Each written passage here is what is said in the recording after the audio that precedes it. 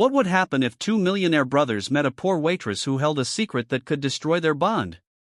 Two millionaire brothers had it all: power, success, an unbreakable bond, until the night they walked into a rundown diner and met a waitress who changed everything. She had nothing to her name except the secret that would tear them apart and rewrite everything they thought they knew about love, loyalty, and themselves.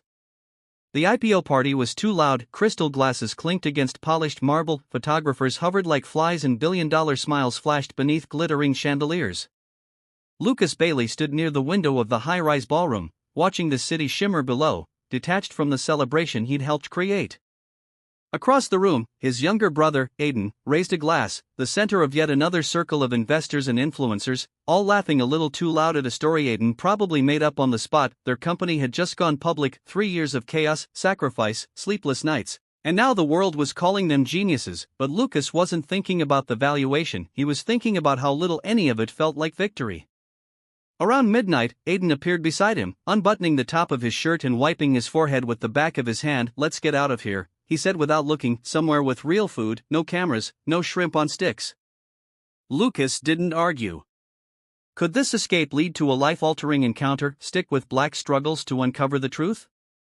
15 minutes later, they were walking down a quiet side street near the edge of the financial district, jackets off, ties undone, the tension of the day slowly draining from their shoulders. That's when they saw it, an old diner tucked between a dry cleaner and a pawn shop, still open, lights buzzing with a soft hum, neon sign flickering slightly. Inside, it smelled like burnt coffee and old vinyl booths. A few tired-looking people sat hunched over plates of pancakes and half-empty mugs. The brothers slid into a booth by the window, and that's when she walked over. She looked tired, hair pulled into a loose bun, no makeup, no fake smile, just calm, unreadable eyes and a notepad in one hand. "What will it be?" she asked, voice low and even, like she'd said the phrase 1,000 times.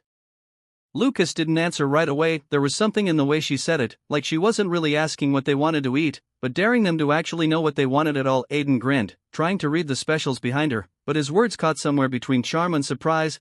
Pancakes," he said eventually, then laughed. "Sorry, long day." She nodded, barely reacting, and turned to Lucas. "He just said, coffee," without looking up, eyes fixed on her apron as if he was trying to understand something without knowing what he was even looking for. She disappeared behind the counter. Aiden nudged him. "You okay?" Lucas didn't answer. When she returned with the coffee and pancakes, she didn't say a word, but Lucas noticed the way she glanced at his hand, still wearing the watch their father had given them when the company was just an idea scribbled on a napkin. Then she turned and walked away like none of this mattered, like she hadn't just shifted something subtle between them. They ate in silence for a while. Aiden cracked a few jokes, mostly to fill the space, but Lucas barely responded. Eventually, Aiden leaned in and said, "You're acting like a man who saw a ghost." Lucas looked up, eyes slightly narrowed, and said quietly, "That woman has more weight behind her eyes than half the boardroom combined." Aiden raised an eyebrow. "You've always been into tragic poetry. Maybe she's just tired." But Lucas didn't laugh because something in him had already decided she wasn't just tired, she was surviving, and he couldn't explain why. But he suddenly needed to know what exactly she'd survived. They left a $100 tip and walked out into the night. The city didn't look quite the same, and neither did the brothers. Though neither of them would admit it yet, something had changed in that diner, something neither of them could name, but both of them would be back, not for the pancakes, not even for the coffee, for her. Will this mysterious waitress unravel their empire? Keep watching Black Struggles to find out. They came back 3 nights later, not together, but almost as if by accident, though neither of them admitted it. Lucas arrived first, just after 9, dressed casually in a soft charcoal sweater and dark jeans, not the sharp suit he usually wore. He sat at the same booth by the window, ordered coffee again, and when she brought it without comment, he offered a quiet thanks that lingered a moment too long in the air. She nodded, but didn't linger. Her name tag read Emma. He hadn't noticed that the first time. He said her name once softly, just to himself after she walked away. At 9:24, Aiden walked in, surprised to see Lucas already there. He raised his eyebrows, smirking as if to say, "Really? You too?" Lucas didn't answer. Aiden sat in the opposite booth, joking with the cook behind the counter like he'd been there a dozen times. Emma eventually came over, her eyes flicking briefly between the two brothers. She didn't ask why they were both there again. She simply took Aiden's order, waffles this time, and walked away like it meant nothing. But it didn't mean nothing, not to either of them. For the next week, they returned again and again, always at different times, yet always with the same excuse: "I was in the area." They never spoke about her directly, but something in their dynamic shifted. They were still building deals and fielding interviews, but conversations between them now came with an edge, shorter words, unspoken tension, occasional silences that hadn't been there before. Lucas started checking the diner's hours between meetings. Aiden would go out of his way after client dinners. Emma noticed, of course, she did, but she said nothing. She worked late shifts, cleaned up after drunk college kids, ignored comments, handled rude customers, and smiled only when she meant it, which was rare, but with them, something was different. She never flirted, she never lingered, yet there was a quiet softness in how she poured Lucas's coffee, or how she remembered Aiden's weird allergy to cinnamon without him ever asking. One night, it was raining hard, the streets shimmered with headlights and puddles. Lucas stayed late at the office, but something pulled him back to that diner again. When he walked in, she wasn't behind the counter. It was strange enough that he asked the new girl on shift. The response made him pause. Emma, she called out, tonight, first time in months. That night, he didn't go home. He drove for an hour without direction, unsettled in a way he couldn't explain. The next day, she was back, tired, paler than usual, but there, he didn't ask what had happened. Instead, he left a small note folded beneath his receipt that read, if you ever need anything, you can ask me, no questions. He didn't sign it, she didn't mention it, but the next time he came in, there was a second sugar packet beside his coffee. He never used sugar. She knew that it wasn't about the sugar. Meanwhile, Aiden took a different approach. He made her laugh. He started bringing her random things, books with sarcastic notes, playlists he'd burned onto old-school USB drives, even a tiny cactus once that she kept behind the counter. He flirted, but never aggressively, just enough to make her smirk when she thought no one was watching. Still, there were moments when her gaze lingered a little longer on Lucas. Quiet moments, the kind that don't sparkle, they sink deep and slow. And then came the night she didn't show up again, and this time, neither of them took it lightly. Aiden called the diner twice. Lucas drove by and saw the lights off earlier than usual. Something felt wrong. They didn't tell each other what they were thinking, but both of them understood the same thing. They weren't just curious anymore, they were invested, and not in the way they usually were. This wasn't a deal, this was something messier, something personal. Emma didn't return to the diner for 3 days, not one shift, not a single word. No one knew where she was or why she'd vanished. The manager was tight-lipped, muttering something about personal leave, but it was clear no one had actually heard from her. Lucas heard it first during one of his late-night visits, and the moment the words left the cashier's mouth, something in him dropped. He left without finishing his coffee and didn't sleep that night. Aiden, meanwhile, showed up the following afternoon, laughing with the cook until he realized Emma wasn't in the kitchen. When he was told the same vague explanation, his expression shifted instantly. That night, he called Lucas. It was the first time they talked outside of work in weeks. She's gone, Aiden said. I know, Lucas answered. What are we doing? Aiden asked, his voice quieter now, more honest. You feel it, too, don't you? Lucas didn't respond. There wasn't a point in pretending. They both knew. The next day, Aiden did something impulsive. He went to the manager and asked for Emma's emergency contact. Of course, they wouldn't give it, but money talks louder than policy. With a generous donation to the diner's struggling renovation fund, Aiden got a name, Sarah Clark, a contact number, an address across the city. Lucas found out the same way he always did, through one of the assistants who noticed a car booked in Aiden's name headed toward a residential district. Lucas canceled his meetings and followed, not to interfere, he told himself, but because something inside him burned at the thought of Aiden being the one to see her first, or worse, being the one she let in. They both arrived minutes apart. Aiden was already at the door, knocking, holding a box of soup and crackers, like some kind of misplaced apology. Lucas parked down the street, walked up slowly, and the look on Aiden's face when he saw him wasn't angry, it was resignation. She opened the door, and for a moment, none of them spoke. Emma looked smaller than they remembered, pale, no makeup, wearing an oversized sweater and holding a phone in one hand, like she hadn't expected anyone to find her, let alone both of them. The apartment behind her was dark and quiet, no TV, no music, just silence. I'm fine, she said finally, her voice, I just needed space. You disappeared. Aiden replied gently, you scared the hell out of us, Lucas added, tone lower. She hesitated before stepping aside. You might as well come in, you're not the kind of men who go away easily. Inside, the apartment was almost bare, a small couch, a coffee table covered in books and empty tea mugs, a photo of a boy on the wall, smiling, maybe 15, with Emma beside him. Lucas stared at it. My brother, she said, catching his gaze. He died last year, fentanyl. He was clean for 7 months. Then one night Aiden sat down slowly. I'm sorry, he was all I had left. She continued, Mom's gone, Dad never existed, it's just been me since. Lucas stayed standing. Why didn't you tell us? She let out a bitter laugh. Tell you what, that I was broken, that I'm not someone who fits into your world. No, Aiden said, that you were human, that's all we needed. Emma looked between them. I didn't want to be a problem. You two have this empire, the way you look at people, it's like you already know their value. I didn't want to be one more calculation.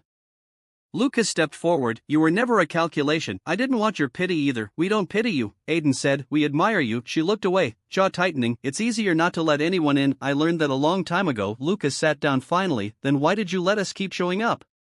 Emma didn't answer right away. When she finally did, it was barely above a whisper. "Because for the first time in years, I wanted to be seen." The silence that followed wasn't awkward, it was heavy, but necessary. Aiden leaned forward, elbows on his knees, looking at the floor. Lucas kept his eyes on her. They were both in the same place, stuck between who they were supposed to be and who they were starting to become because of her.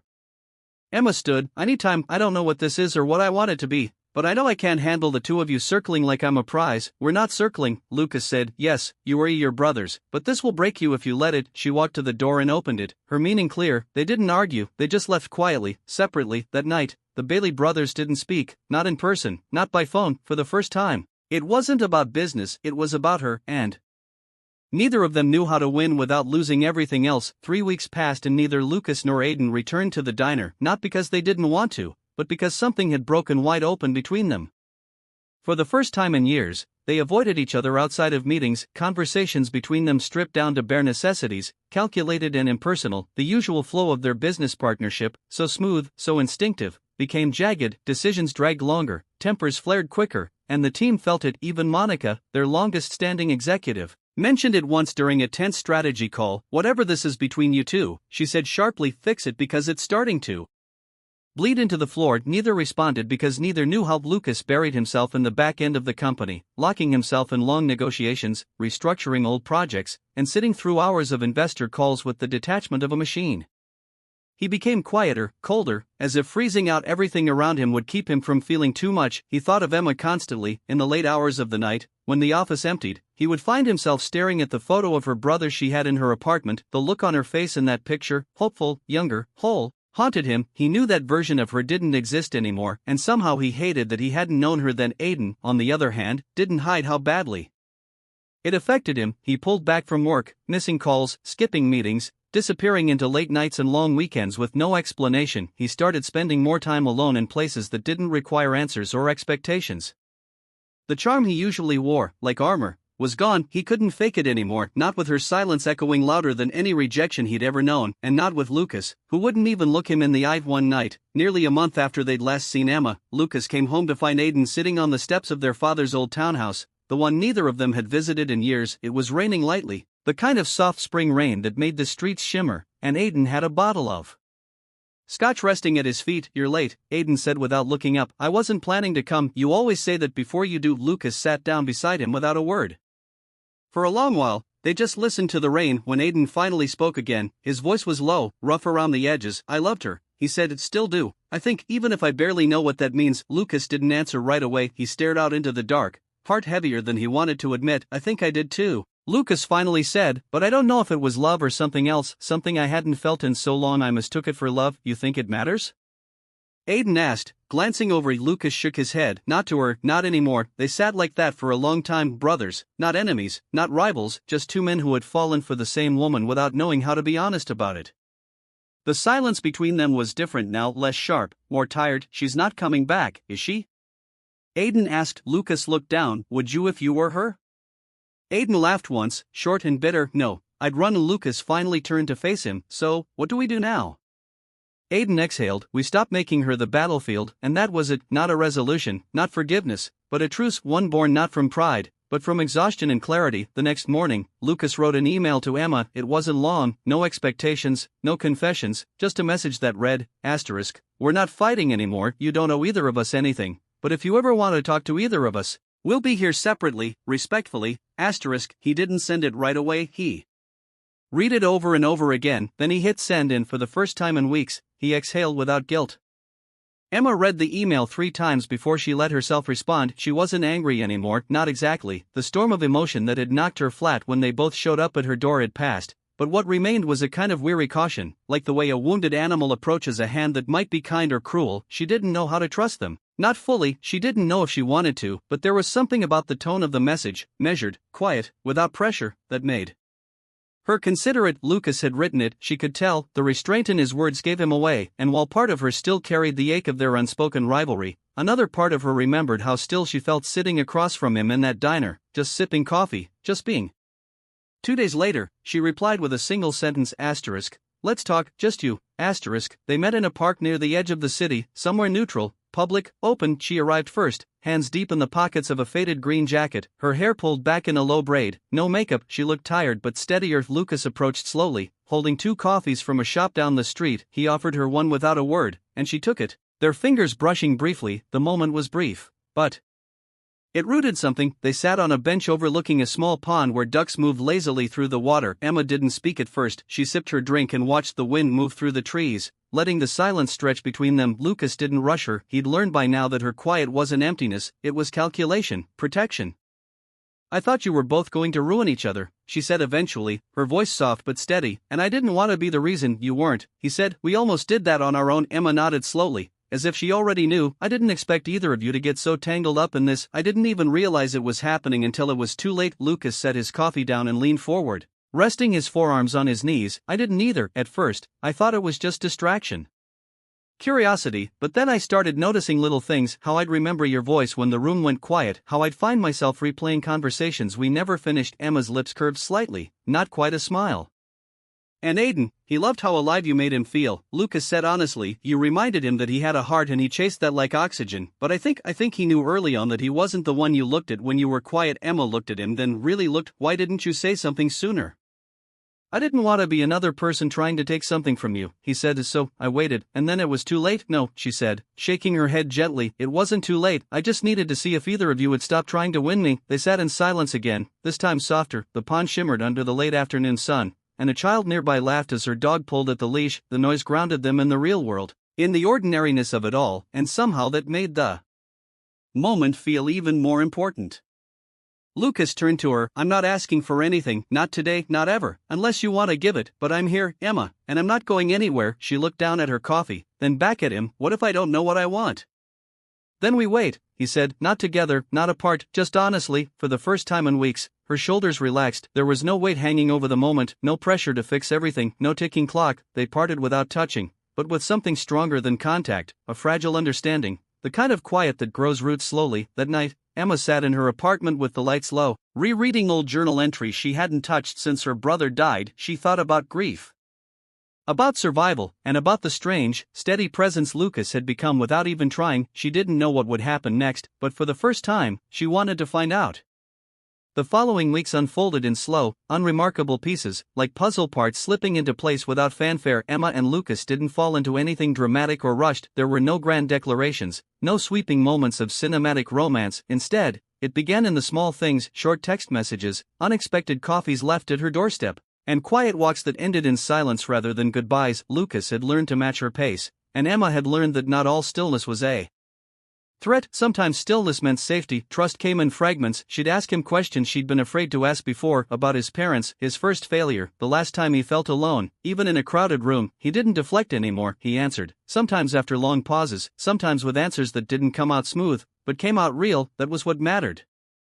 Lucas, for his part, found himself changing in ways he hadn't expected. He stopped filling his calendar to the edge. He took long drives without a destination. He stopped checking his phone every 10 minutes. When Emma spoke, he listened, not just with attention, but with the kind of quiet that invited her to say more. He didn't ask for closeness, but she gave it anyway, piece by piece, until one evening, she fell asleep on his shoulder during a movie, and he didn't move for an hour, afraid to break the weight of her trust. Aiden had stayed away. They exchanged emails about the company, cordial, efficient, but the distance between them hadn't healed. Lucas carried guilt for that, a quiet one he didn't share. He knew Aiden hadn't been ready for what happened. He also knew Aiden hadn't fought dirty, hadn't manipulated Emma, hadn't tried to win at the cost of anyone else. In a way, that made the silence worse. There was no betrayal to blame, just loss. Then on a warm afternoon in early spring, Aiden showed up. Lucas found him standing in the lobby of their office building, hands in his pockets, sunglasses still on. He looked thinner, a little tired, but calmer somehow, like the edge of him had worn down with time. Lucas didn't say anything at first. He just nodded toward the elevator. They stood together in his office, city skyline stretching behind them. Neither sat. She's doing okay, Lucas said finally. I know, Aiden replied. I saw her last week. Lucas tensed, but Aiden raised a hand to relax. It wasn't like that. I was at the center she volunteers at. Didn't even know she'd be there. We talked for 5 minutes. Lucas looked down. How is she? Stronger than ever, Aiden said, and she looked at me like someone she used to know, not someone she needed. Lucas exhaled slowly. I didn't plan for this. I know, Aiden said. Neither did I. They stood in silence for a moment, something old breaking between them, not with anger, but with honesty. Aiden finally stepped forward and said, "You didn't steal her from me, she just saw you." Lucas looked at him then, something like pain flickering across his face. "I never wanted to lose you over this." "You didn't," Aiden said. "I left, I needed to, but I'm back now, and I think I'm ready to stop holding that against you." Lucas nodded, his throat tight. "You think we can fix this?" "We won't fix it by pretending it didn't happen," Aiden said, "but maybe we can start with dinner and no business talk." That night, Lucas told Emma about the meeting. She listened without interrupting, her fingers curled around a tea mug, her eyes soft. "That's good," she said simply. "You need your brother." Lucas looked at her for a long time. "And what do you need?" Emma smiled faintly. "Time, space, but also this right here." They didn't say anything else for a while, but Lucas reached across the table, took her hand, and held it like he'd never known how to before. And she let him. Spring turned into early summer with little ceremony. The city shed its grayness, and warmth spread across sidewalks and storefronts, a quiet kind of renewal that felt personal to Emma. Even if the rest of the world didn't notice, she had begun to breathe differently, more deeply. Without the constant bracing for loss, her apartment started to feel less like a place she was surviving in, and more like a place she could return to. There were books by the windowsill now, mugs that didn't match but felt like home, and a plant Lucas had brought her without asking if she even wanted one. She did, she just didn't know it until she started talking to it. Lucas became part of her life without intruding on it. He wasn't trying to fix her anymore. He had stopped offering solutions, stopped showing up with carefully crafted plans, and instead started showing up just to sit next to her while she worked, or to walk her home from the center when she stayed too late. Their connection had shed its sharp edges, and in its place was something quieter, something that didn't need to prove itself. Sometimes they spoke for hours, sometimes not at all. He never reached for more than she gave, but when she gave, small gestures, passing touches, a look that lingered longer than before, he held those moments like they were the most important things in the world. One Saturday, Lucas invited her to a dinner party. It was a small gathering, board members, a few team leads, some longtime friends of the company. He didn't pressure her, only said he'd like her there. She hesitated at first, unsure of how she'd fit into a room full of polished people with generational money and practiced smiles, but something in her shifted, and for the first time, she didn't let fear write the ending. She said yes. She wore a simple black dress and no jewelry. Her hair was down, loose around her shoulders, and she wore a shade of lipstick that looked like it might have been a dare she gave herself. Lucas didn't compliment her with empty words. He just looked at her for a moment longer than usual when she arrived and said, "You're here." That was enough. The night started slow. People smiled politely, asked vague questions, didn't quite know how to place her. She didn't apologize for being out of place. She didn't shrink. She listened more than she spoke, offered honest responses, and didn't pretend to be anyone but herself. By the end of the night, one of the guests, a woman from an education nonprofit, had pulled her aside and asked if she'd consider consulting on a community program. Lucas watched it unfold from across the room, something blooming behind his eyes that looked a lot like pride. After the last of the guests left, Lucas and Emma remained in the garden behind the townhouse, the glow of string lights warming the space between them. She slipped off her heels and curled her toes into the grass. He handed her a glass of something cold and citrusy, then leaned against the railing, watching her instead of the stars. "I've never brought anyone into this world before," he said, quiet and almost uncertain. Emma tilted her head. "Why now?" He didn't answer right away. "Then, because you make it feel like it doesn't own me anymore." She took a step closer, setting her glass down. "You don't have to be one version of yourself all the time. You know, you can be all the messy, quiet, strong, complicated pieces. I don't need the man in the suit. I just want the one who sits with me on Tuesdays when I can't sleep." Lucas looked at her like she just said something sacred. "I don't want to go back to how it was before you." Emma smiled, not wide, but slow and certain. "Then don't." He reached for her hand, then not suddenly, but like he'd been waiting to do it right, and when their fingers met, she didn't pull away. In the stillness of the garden, under a sky not quite dark and not quite morning, something shifted between them again, not with urgency, but with quiet certainty. Not because it was perfect, but because it was finally real. Emma didn't tell Lucas she loved him the first time she realized it. It came to her quietly in the middle of an ordinary morning while they were at the grocery store of all places. He was arguing with an elderly woman over the last loaf of fresh sourdough and somehow managed to charm her into giving it up without even trying. Emma stood a few feet away, watching the exchange unfold like a scene from someone else's life, and something inside her just softened completely. There was no cinematic music playing, no moment of clarity that felt like a climax, just a deep, still knowing that this man, with all his restraint and history and slow patience, had taken up permanent space in her heart. But she didn't say it, not because she was afraid he wouldn't feel the same, but because she wanted it to come out at the right time when the words wouldn't feel like pressure, but like truth. The truth came 3 weeks later on the anniversary of her brother's death. She hadn't told Lucas what the date meant until the day before. Even then, she downplayed it, pretending she didn't want to make a big deal out of it, acting like it was just another difficult day that she knew how to get through. Lucas didn't try to change her mind, he just said, "I'll be there," and they went to the cemetery early before the sun had fully risen, the sky still painted in silver and blue. Emma carried 2 paper cranes in her jacket pocket, one she had folded the night before, one for her brother, one for herself. She didn't speak much while they were there, and Lucas didn't ask her to afterward. They drove with no destination in mind until they found themselves by a lake she used to visit with her brother when they were kids. They sat on the edge of the dock, their legs hanging over the water, the breeze cool against their faces. Emma leaned her head against Lucas's shoulder, eyes half closed, body heavy with memory and grief. But not alone this time, he wrapped an arm around her gently and didn't speak. "Until she did, I thought I'd feel empty today," she said quietly, "but I don't miss him. But it's not just loss anymore, it's memory and gratitude and maybe a little peace." Lucas looked down at her, brushed a strand of hair from her face. "You're the strongest person I know." Emma shook her head. "I'm not, I just learned how to survive." "No," he said, "you learned how to live, that's harder." And that's when she said it. Not with fanfare or build-up, but simply with her eyes still focused on the lake. "I love you." The words didn't tremble, they didn't ask for anything, they just arrived fully formed as if they'd always been there waiting to be spoken. Lucas didn't answer right away, he turned, placing his hand on hers, and the look in his eyes said everything before his voice did. "I love you, too. I think I have for a long time, I just didn't know how to let myself say it." Emma smiled softly, not with relief, but with recognition. She had finally let herself believe that this was real, that love could come slowly and still be true, that it didn't have to hurt to be meaningful. They stayed by the lake until the sun reached its peak, warm light spilling over the water and painting the day in gold. There were no big decisions made, no promises about forever, no talk of what came next, but as they drove home in silence, their fingers intertwined between them on the center console, the space between them filled with something better than certainty. It was peace. Later that week, Emma received a letter in the mail. It was from Aiden, a simple handwritten note. He told her he'd found work with a relief organization overseas, helping rebuild schools and teaching English. He said he'd found clarity. And though he didn't regret the way he'd felt for her, he was glad she had found someone who could meet her where she stood. He ended with a line that stuck in her chest for days. "Some people are lessons, some are homes. I think you were both." She cried after reading it, not out of sadness, but because it felt like the last missing piece falling gently into place. By summer's end, Emma had joined the non-profit board Lucas helped fund, and she started writing again, not just in journals, but essays, short stories, even the beginnings of a book. Her past hadn't disappeared, but it no longer controlled her. She still visited her brother's grave, still folded paper cranes, still wore that same green jacket on the days she needed to feel grounded, but she smiled more now, and when she smiled, it reached all the way into her eyes. Lucas, meanwhile, returned to work with a new kind of balance. He still ran the company, still sat in meetings, still built deals, but he didn't do it from behind a wall anymore. He kept a photo of Emma on his desk, not one where she posed or smiled for the camera, but one he had taken quietly on a walk when she was staring up at the sky, her eyes reflecting something bigger than either of them.